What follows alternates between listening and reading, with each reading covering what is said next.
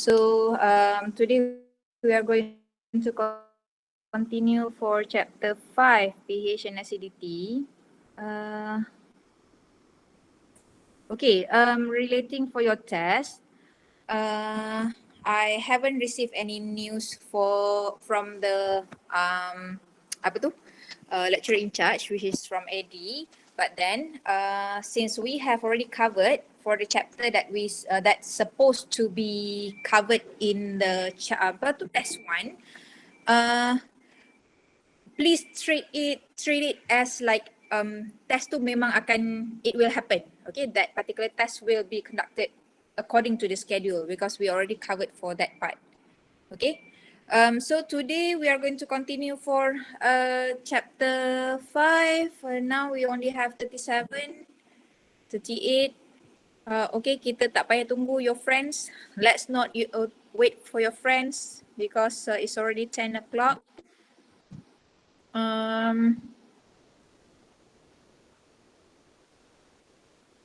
Okay, your attendance will be available after your session, your online session.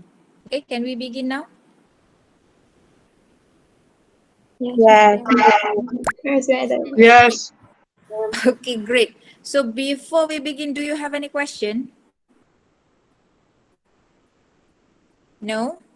Alright, No, since madam. Okay, No, madam. since no, kita habis as much as possible kita try to cover this particular chapter, tapi kalau tak sempat habis hari Khamis ada lagi. So insyaAllah sempat. Alright, so basically last class we have covered for the introduction of the pH. Okay, then we have this the debatable diet, acid alkaline concept. So this one, it goes back to the biological activity of our human body, basically when you when you consume certain products, of course your body will try to balance back the pH inside of the body, but probably because of the large intake of, for example, too much of spicy foods, then maybe it will have an effect towards your body. For example kan, if you knew for Korean products kan, sekarang ni macam hype sangat this Korean food products kan. If you get to know the statistics for Korean people, basically a lot of Koreans they suffer cancer that is related to their digestive system. Okay, so why is that? Because they relatively throughout their life they consume a lot of spicy foods. Why they consume a lot of spicy foods? Because their country is cold, so in order for them to heat up their body, so that's why they eat a lot of spicy foods. Okay, but then in Malaysia kita pun makan juga, but if I'm not mistaken, for our country it is in moderation lah. Okay, so I lupa dah what is the term of that particular cancer. Okay, they are one of the high percentage of having that particular cancer. Okay, so jangan suka sangat lah nak makan Korean food product sebab pedas ke, makan yang Maggi goreng pedas gila, whatever, it will ruin your digestive tract later. Okay, eat a lot of fruits and vegetables everything must be eaten in moderation. Okay, so now we continue for the pH. Okay, kita akan cover pH, and if sempat kita habiskan untuk total acidity. Alright, so relationship of pH value for the concentration of acids. Alright, so last week we have covered for the hydronium ion as well as the hydroxyl ion. So if let's say we have more hydronium ion, meaning that it is not in equilibrium within the hydroxyl ion and the hydronium ion. So when we have more hydronium ion, we can expect that the pH of the food product or the beverage or that particular material is moving towards the acidic part. Okay, but then if let's say the hydroxyl concentration, the OH group, is more compared to the hydronium ion, so we can expect that this particular hydroxyl, it contributes towards the alkalinity of the food products. Okay, so if let's say the pH is 7, meaning that both hydronium ion and hydroxyl ion are in equilibrium. Alright, and this particular pH scale, I tak tahu, this one probably nanti akan keluar ke explain the relationship between the pH value of acid and alkalinity. So these are the explanation. And I'm not sure whether your test later, whether it is going to be objective ataupun subjective. I will update to you from time to time.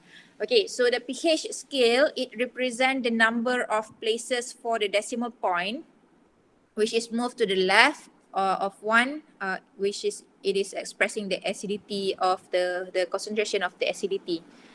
Okay, the pH scale tu maksudnya from 1 until before 7. Okay, that one is moving towards the numbers. Alright, and then each pH, pH unit, it represent a tenfold change of the hydronium ion or hydroxyl ion concentration. For example, because this one, the relationship between the hydronium ion concentration as well as hydroxyl ion concentration, the concentration is based on the logarithmic scale. Alright, so for example, if let's say we have the pH 6, meaning that it is having 10 times more hydronium ion compared to pH 7. Okay, then if let's say we have pH 5, then it is 100 times. We have pH 7, so it is 1000 times. So it is a logarithmic scale for this particular pH values. The same thing goes for the hydroxyl ion juga. Alright, and then this one will be the importance of pH for food products. pH is very important. If let's say after this you are going to food industry, basically pH will be one of the basic measurement that needs to be conducted by QA/QC. Okay, because by controlling the pH, we are able to know in terms of the texture, the taste, the performance of that particular product, as well as the texture and the overall appearance. Okay, last semester you have, you all dah ambil kan untuk food chem kan? Food chemistry. Dah, madam. Dah. Okay, dah ambil. So kalau you all ingat, untuk food chemistry, you have chapter fruits and vegetables. Okay, remember tak you all ada yang pigments that is soluble in water. Okay, contohnya macam kita ada anthocyanin. Okay, anthocyanin, they are water soluble. Kalau macam chlorophyll, they are fat soluble ataupun lipid soluble, ataupun carotenoid macam carrot tu, they are oil soluble, but then untuk anthocyanin, they are water soluble. So kalau anthocyanin water soluble, I tak sure kalau you all punya lecturer, you all tak belajar dengan I kan, food chem kan. Kalau macam untuk anthocyanin, basically they have their own color scale tau. So anthocyanin is very interesting. Siapa yang buat, if let's say you also happen to do for blue pea flower, bunga telang, bunga yang untuk buat nasi kerabu tu. That particular bunga telang is containing anthocyanin. So anthocyanin, it seems like it is a natural pH meter. You can call it like that. It's a natural pH meter, whereby if let's say the color of the flower ke atau fruits ke that is containing anthocyanin, if let's say it is dark red, it's moving towards the red region, okay, red color, bukan setakat pink lah. Okay, pink ni maksudnya is going towards macam almost nak neutral dah. This one is it goes towards the very deep red, towards the red color, red region, meaning that that particular food product is acidic. Okay, contohnya macam strawberry lah. Okay, contoh strawberry ataupun cherry ke, they are having a red color, so we can expect that the taste of that particular fruit is slightly sourish. Okay, and then if let's say the fruits tu ke, it having purple color, okay, it's in between purple and it's in between red and almost going towards the bluish region tau. So it goes to at the center part is purple. So purple we can expect the pH is more or less almost neutral. But of course when we talk about purplish ni, maksudnya dia ada sikit acidic. Okay, kalau pH to neutral, sebenarnya it becomes colorless for that particular anthocyanin. So it's very interesting because this particular anthocyanin kita boleh expect in terms of the hydronium ion concentration dengan the hydroxyl ion. Okay, greenish yellow ni, greenish yellow maksudnya it already goes towards the alkalinity. Maksudnya it's slightly higher than pH 7. Okay, apa contoh buah yang greenish yellow? I couldn't think of. Tapi if let's say that particular color of the anthocyanin, it already become very dark blue towards macam dah nak almost black. That one we can expect that particular product is already in alkalinity, alkaline state. Okay, so that one is anthocyanin lah. Kalau macam if let's say you nak check produk tu whether it is acidic ke ataupun alkaline ke, you boleh guna juga extract untuk bunga telang tu untuk you nak check ni acidic ke apa ke. Sebab kalau bunga telang tu dia warna biru kan when you extract. So bunga warna biru it is almost towards a neutral. Okay, pH is slightly alkaline, slightly acidic, it almost there. Tapi kalau you tambah contoh you tambah lemon ke, you tambah lime ke dekat extract untuk bunga telang tu, it will goes towards pink color. Okay, red color. Maksudnya that one is going towards acidity. Okay, and then so the pH, the first one, it gives the color for that particular food. That one it shows for the pH. And then the second one will be the flavor of the food. Okay, flavor ni it gives the tartness, rasa masam, the sourness. Okay, contohnya macam yogurt, lemon juice, citrus fruits. They have their own specific flavor that is not having in other types of food ataupun beverages. Okay, ni siapa yang lambat ni? Pukul berapa dah ni 10:15 dah. Okay, and then the following one will be texture of food. Okay, texture of food, you all dah join food processing kan? Food processing. Dah. Food processing. So dah pernah try buat jam tak? Ataupun yang macam chili slurry tu? Tak, belum. Sekarang dapat lab manual je. Oh, maksudnya you all punya lab food processing last semester ke? And kena duduk kat rumah? Kesiannya. So tak ada peluang untuk you nak check. Okay, in terms of texture. Okay, tak apa. Tak ada peluang, boleh buat kat rumah. Order daripada Shopee 11 punya sale, tak tahu dah habis ke belum. Order kat rumah, tak pun you beli macam contohnya jelly ke, kan ada jual dekat Giant ataupun Tesco ada macam jelly yang instant jelly tu. Okay, kalau untuk instant jelly, kalau you tengok dekat belakang, there is an instruction. Most of macam ready to eat food ke ataupun macam product that is pre-processed whereby you need to include a certain ingredients in order for the product untuk jadi, you need to refer to the instruction. So contoh kalau macam you beli jelly, you nak buat jelly untuk adik you. You nak buat dekat rumah, tak nak beli yang jelly apa yang sumi tu full with colorant. Tapi yang you beli dekat Tesco dengan Giant pun ada colorant juga sebenarnya. Tak apalah, just a matter for you nak test je. Okay, at the back of that particular packaging, dia ada instruction tau. Instruction dia whereby how many milliliter of water that you need to add for that particular package of jelly powder in order for that particular jelly to gel. Okay, you boleh try if let's say you add less water, what will happen to the texture of that particular jelly? Contoh if you add more, what will happen to that particular texture of the jelly? But if you add according to the instruction given, then you will have a very good texture and structure of jelly.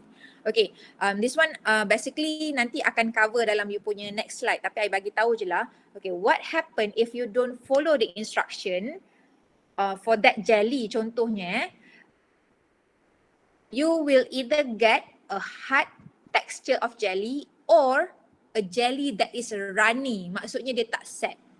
Okay, why is that? Because of the pH. Okay, the amount of water that is being given in the instruction is actually will give you the specific pH for that particular jelly, and that particular jelly is able to gel. But if let's say you exceed the pH or the pH is lower, then the texture of the jelly will be compromised. Okay, so that is example. The same thing goes for jam lah. Jam in terms of the spreadability kan. Dia ada term dia, spreadability. Okay, kalau jam, especially for fruit jam, dia kena ada acidic. Okay, the pH must be goes towards acidic. Tapi if let's say it goes towards the neutral state, then the texture of the jam is no longer become like a jam, it become runny. Okay, so that is in terms of the texture. Even macam baked products pun, macam contohnya cake, roti, they need to make sure that the pH is maintained as well. So kalau you all nantilah bila if let's say you join food industry later, pH, the measurement of pH as well as total titratable acidity, both measurement normally will be conducted in food industry because pH, it gives you a different set of indication. Total titratable acidity will give you a different set of indication. So basically both will be measured. Alright, and then the fourth, the importance of the pH is whereby classification of food, whether that particular food it falls into low acid food. Okay, low acid tu maksudnya dia go towards neutrality. Okay, jangan ingat bila kita cakap low acid maksudnya dia very acidic. No. Low acid biasanya kita akan reflect it is moving towards macam pH 6, pH 7. Maksudnya it goes towards the neutrality. Okay, intermediate acid food, this one is like almost macam pH 4, pH 5, and then we have high acidic food. High acidic food tu contohnya macam lemon. Okay, lemon it is a very high acidic. Okay, kejap. Mana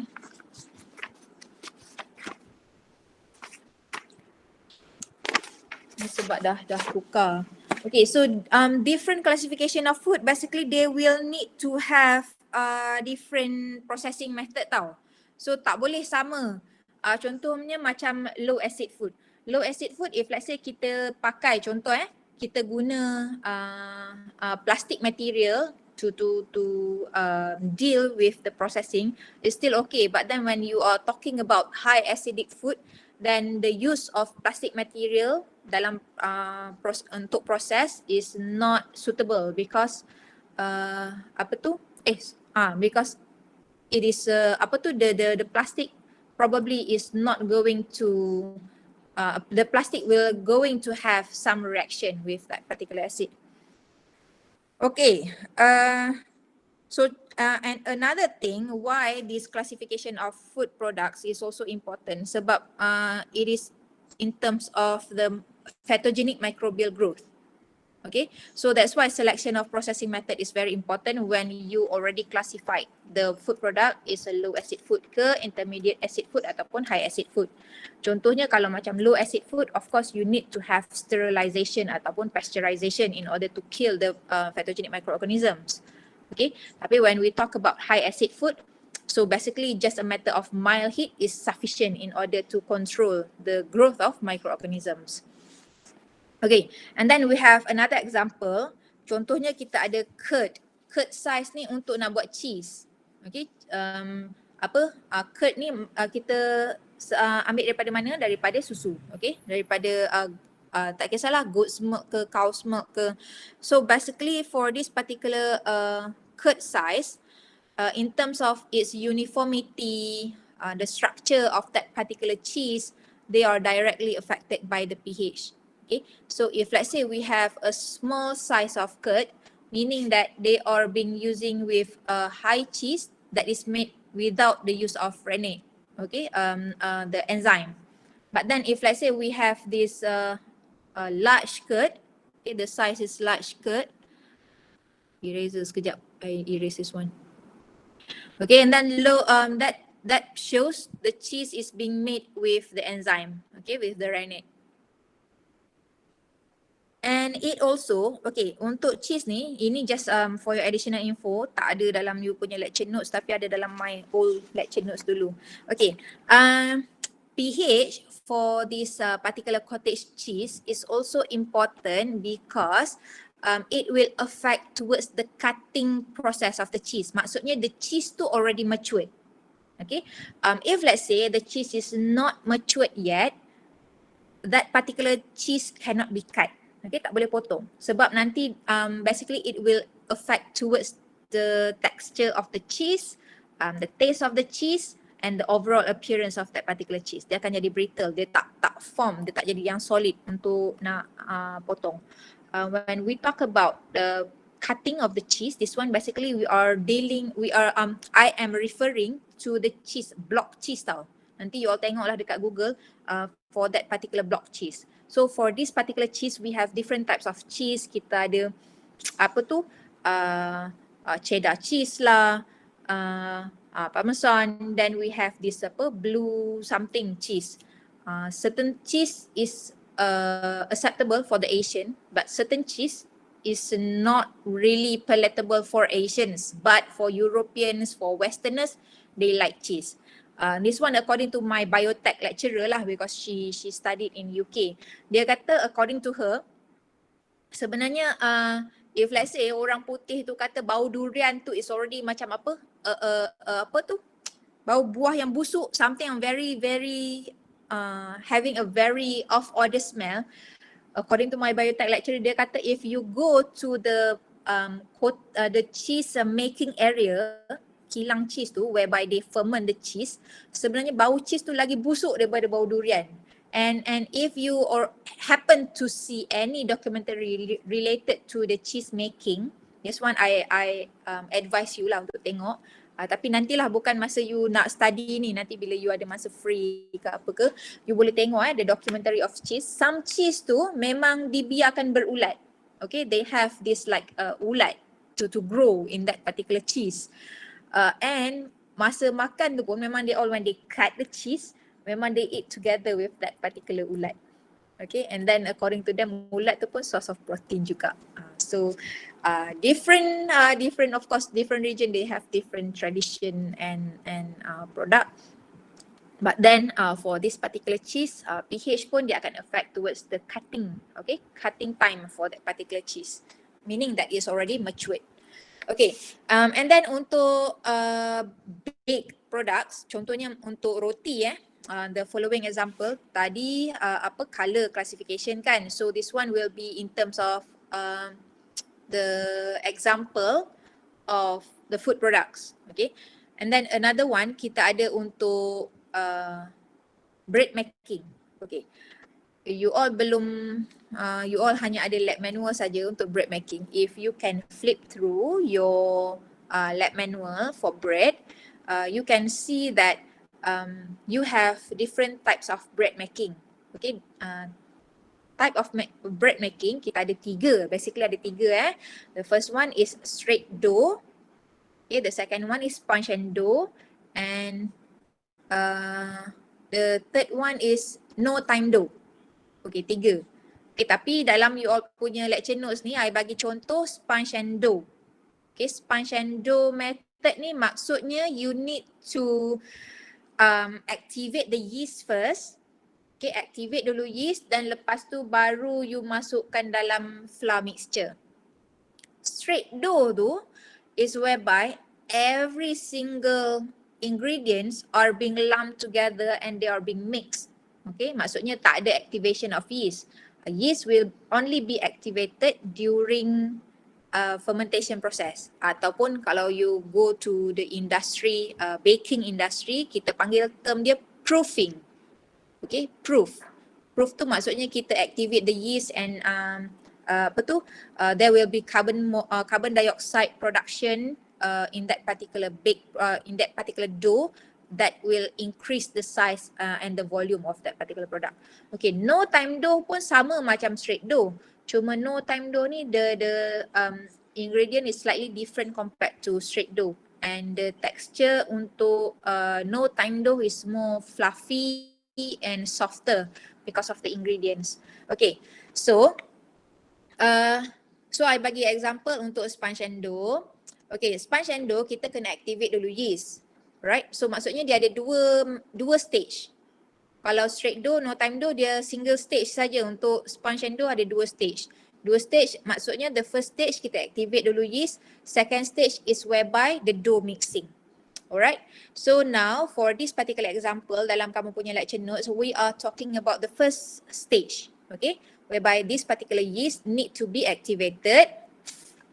Alright, so this particular yeast, it will ferment and leaven a dough within a certain pH limit. Okay, contohnya yeast fermentation during sponge stage of bread making. Okay, kan tadi nama dia sponge and dough kan, so untuk yang first stage namanya that particular stage, it is called as sponge stage.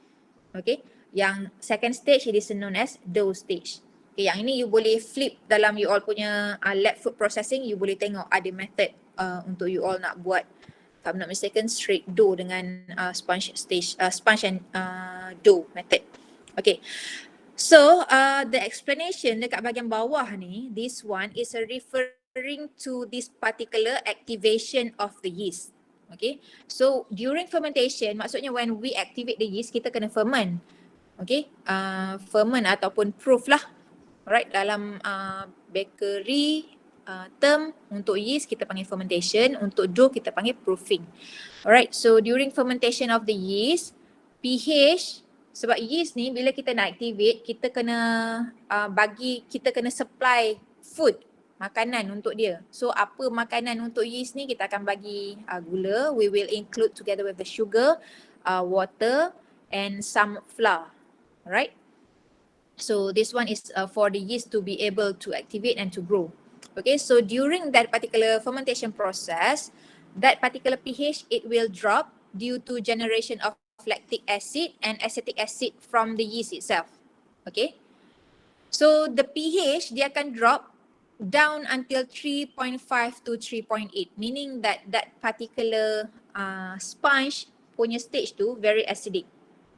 Tapi if we have this kind of very acidic condition, yeast tu when it reach to this particular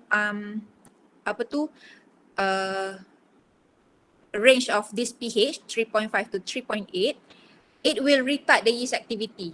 Okay, slowly yeast activity tu dia akan slow down and it will retard the yeast activity. So there will be no longer generation of carbon dioxide and sugar breakdown during the fermentation process. So how to counteract that particular problem is whereby normally bakery they will add a buffer. Buffer ni maksudnya kita nak limit the pH, the reduction of the pH during the fermentation process. So when we add buffer ni selalunya kita letak calcium carbonate. Okay, calcium carbonate, whereby this particular calcium carbonate, it will limit the pH drop to only 4.2 until 4.5. Okay, kita tunggu sekejap lah bising pula dekat luar.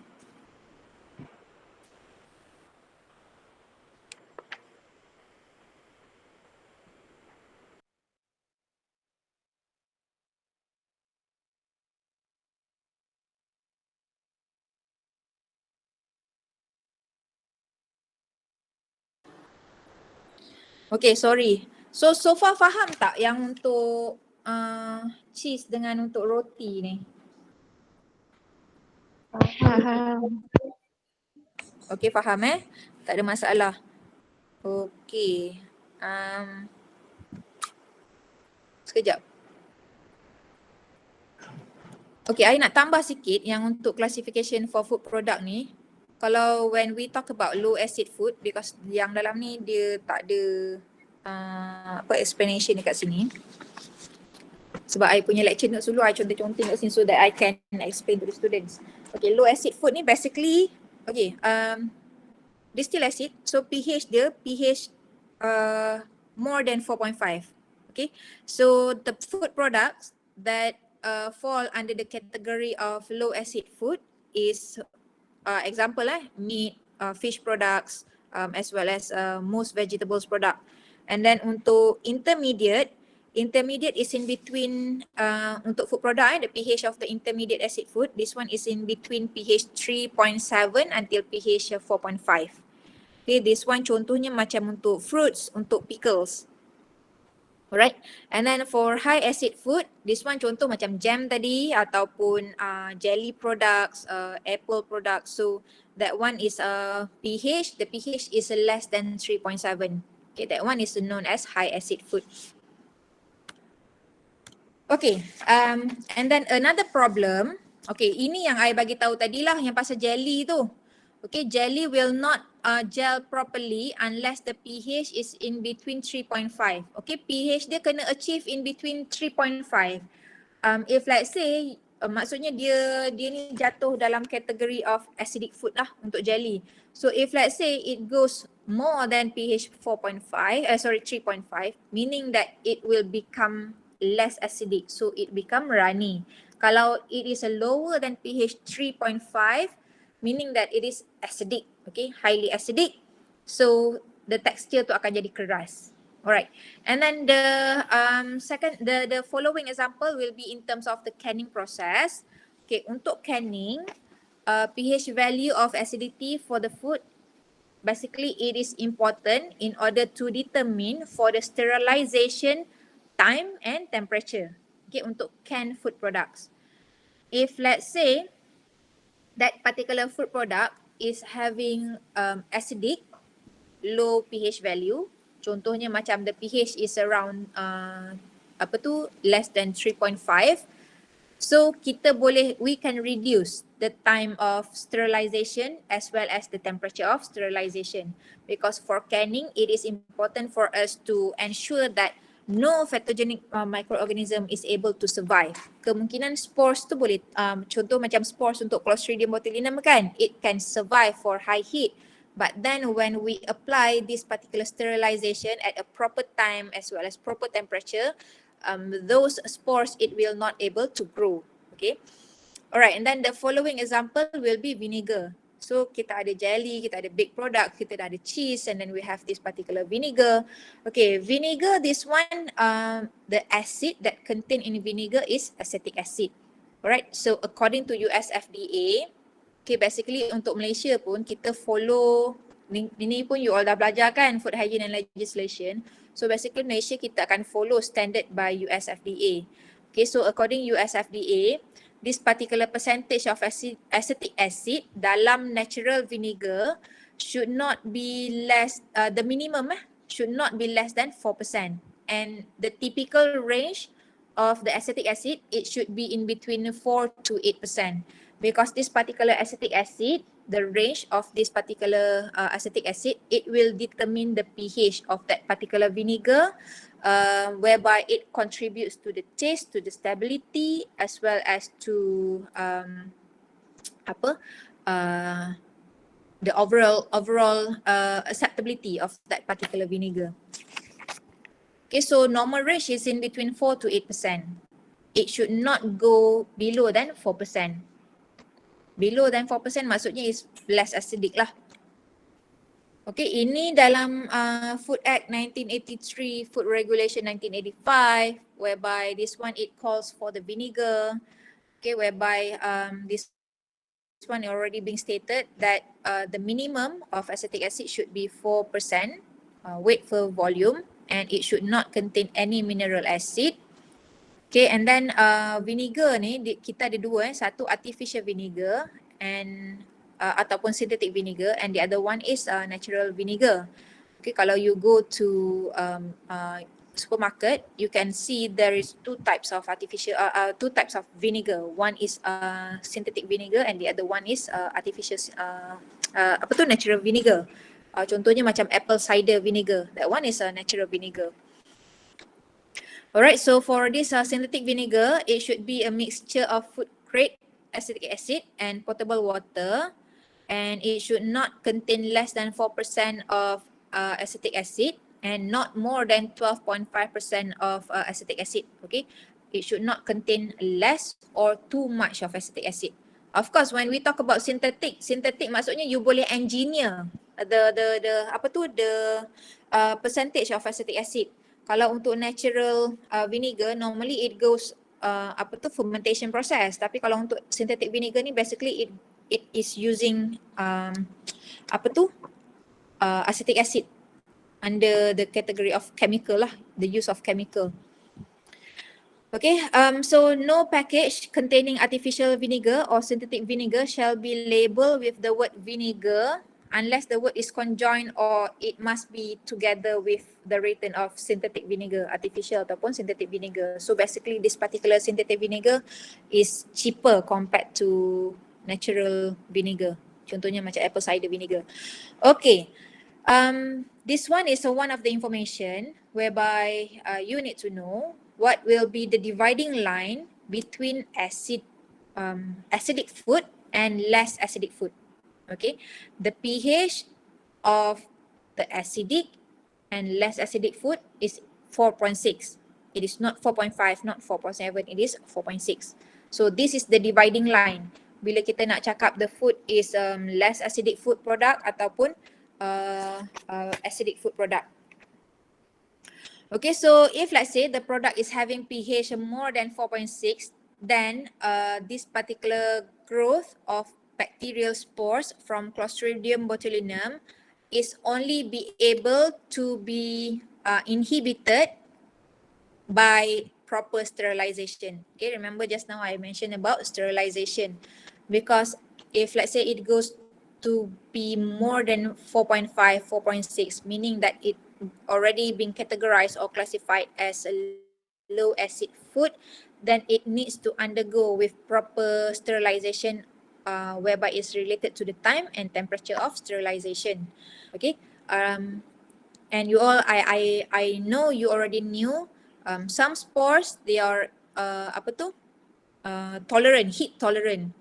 But then they will become dormant if let's say they are being inactivated. Tapi if let's say it is having improper sterilization, then that particular spores, they are able to multiply and grow.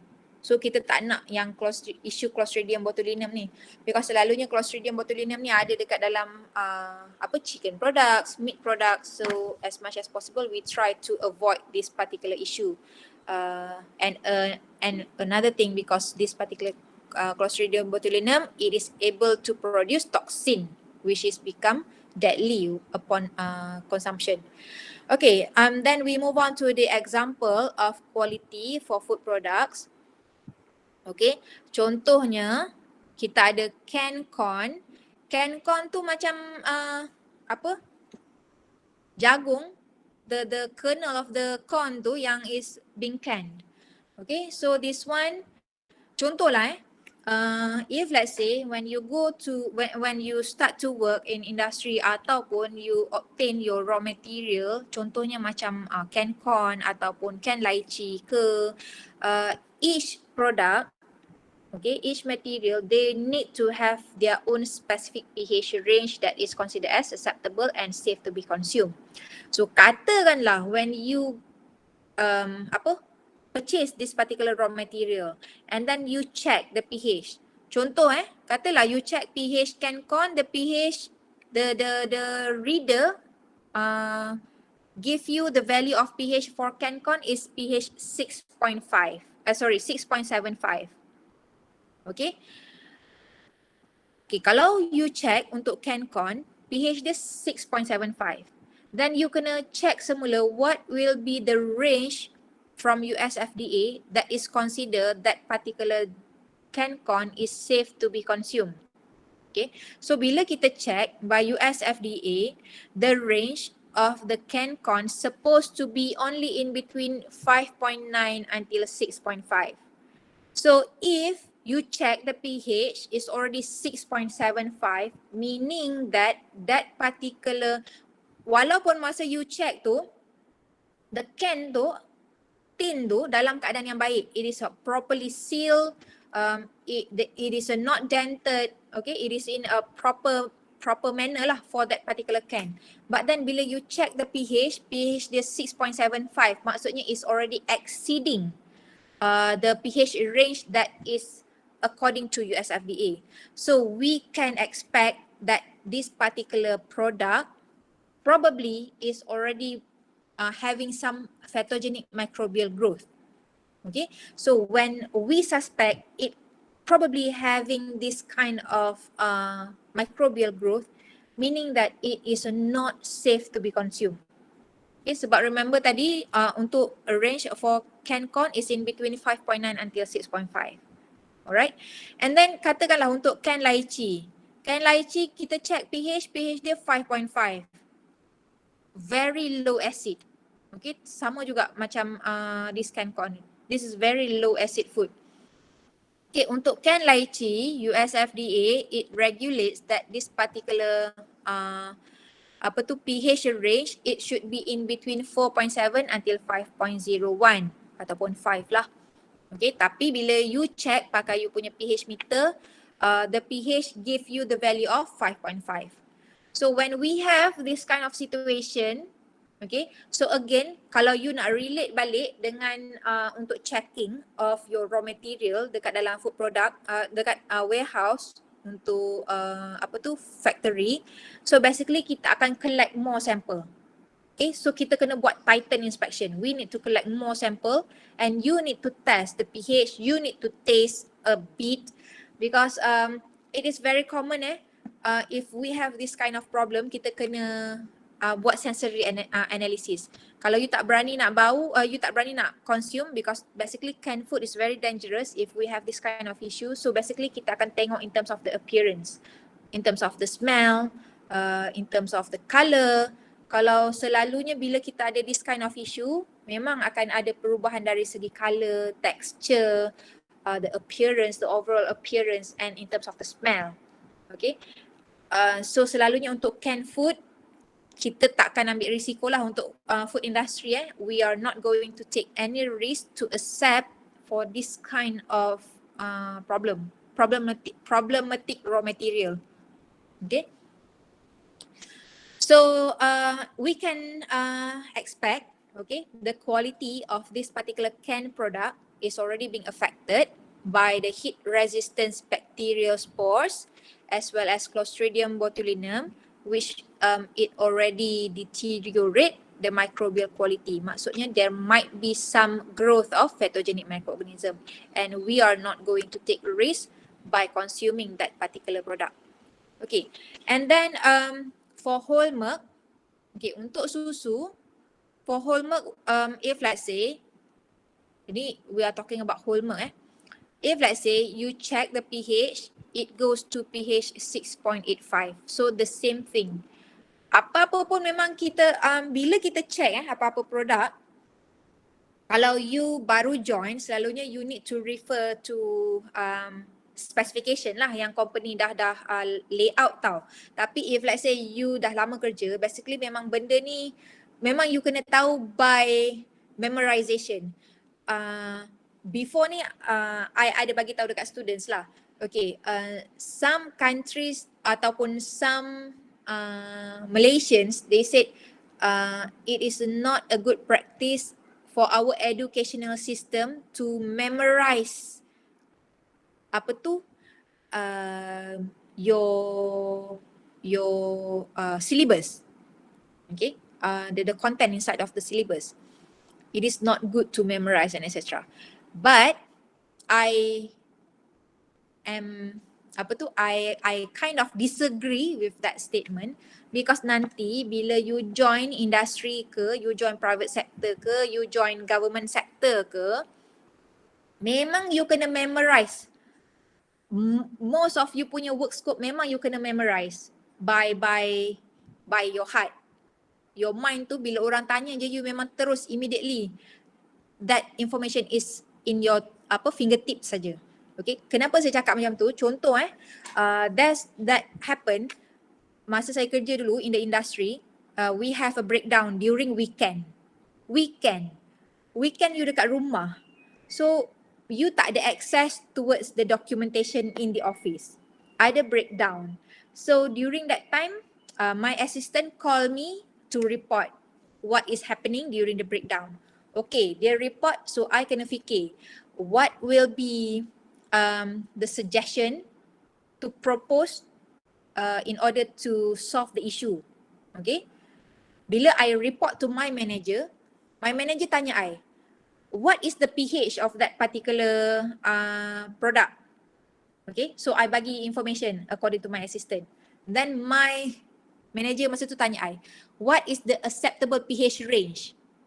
Kalau I tak ingat masa tu, memang I tak boleh jawab. Takkan I nak kata, oh tunggu kejap, I check dengan my assistant. No, cannot. Because during that time, I on the phone dengan my manager. So immediately, I terus kena bagi tahu dekat dia, what is the acceptable pH range. The pH yang untuk problematic product tu, is it fall within the pH range ataupun tak? If no, then memang dah ada clear cut solution, terus discard the product. So memang you rasa macam agak membebankan at your time. But I tell you, your age, sorry saya membebel sekejap, nanti habis pula you punya mobile data. Sekejap I just nak encourage you so that you jangan rasa macam down during this particular time.